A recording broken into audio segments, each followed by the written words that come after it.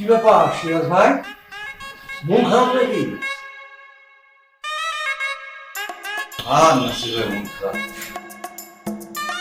যার বউ তার কথা শুনে না তার কখনো ভালো থাকে, মানে মন ভালো থাকে না? আপনি একটা জিনিস দেখেন না ভাই, আমি দেখে শুনে একটা ঘরের ইয়েরে নিয়ে আসলাম, মানে একটা গরিব ঘরের মেয়েরা আমি বিয়ে করে নিয়ে আসলাম, যেন তার কোনো না থাকে, মানে এক্সট্রা কোনো চাহিদা না থাকে। কোথায় কি, পুরাটাই উল্টা, পুরাটাই উল্টা।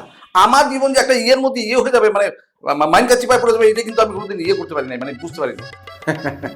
সিরাজ ভাই গো, ও সিরাজ ভাই গো, ভাই গো, আমি কিন্তু আপনার পার্সোনালি একবার প্রস্তাব দিয়েছিলাম যে আমি একটু ট্রাই করে দেখি, ভাবিরে বোঝানোর চেষ্টা করে দেখি, ভাবি বোঝে কিনা। আপনি তো রাজি হইলেন না।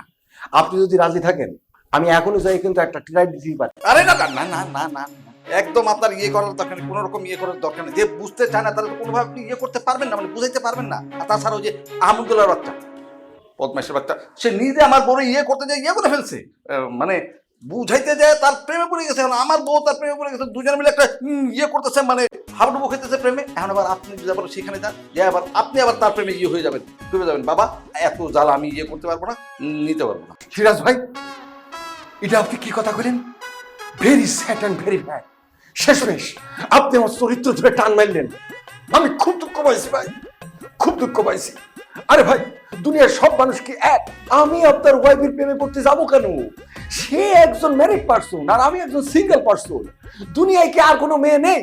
আর তাছাড়া আমি আপনার ওয়াইফের, মানে ভাবির আমি তো নিজের বোনের চোখে দেখি।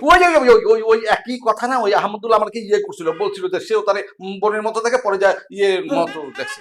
শোনেন সিরাজ ভাই, দুনিয়ার সবাই যদি এক হইতো তাহলে পরে কিন্তু এই দুনিয়াটা চলতো না। একটা কথা আপনি কানের মধ্যে ঢুকিয়ে নিন, সেটা হচ্ছে যে আমি আপনার প্রমাণ করে ছেড়ে দেবো যে এই নাসির কি, কেন, কত প্রকার, কি কি। এই নাসির আপনার জন্য শুভ না অশুভ? আচ্ছা ঠিক আছে, ঠিক আছে, সেটা পরে দেখা যাবে। এখন আমার একটু একা থাকতে দেন। ঠিক আছে।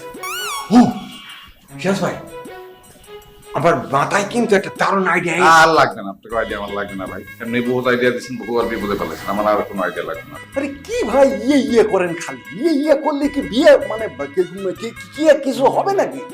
আগে আমার কথাটা শোনেন, ঠান্ডা মাথায় শুনতে হবে, তাহলেই না বুঝবেন যে ঘটনাটা কি। আচ্ছা ঠিক আছে, বলেন। শোনেন, ঘটনাটা হইল, প্রথমে যে আমাদের অফিসে যে কলিগটা আছে না, মেয়ে কলিগ, ওরে আমরা ডাকবো, ডাইকে আমাদের পিছনে লাগাই দেবো, লাগাই দিয়ে মনে করে যে কিছুদিন পরে প্রেম হয়ে যাবে। আরে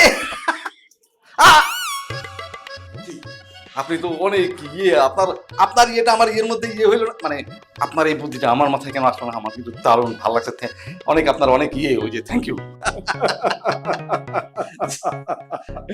শুধু করলে তো হবে না, করলে হবে না, কাজে লেগে পড়তে হবে। চলেন এখনই কাজে লেগে পড়ি। হ্যাঁ এখনই? হ্যাঁ ঠিক আছে, চল। তাহলে আর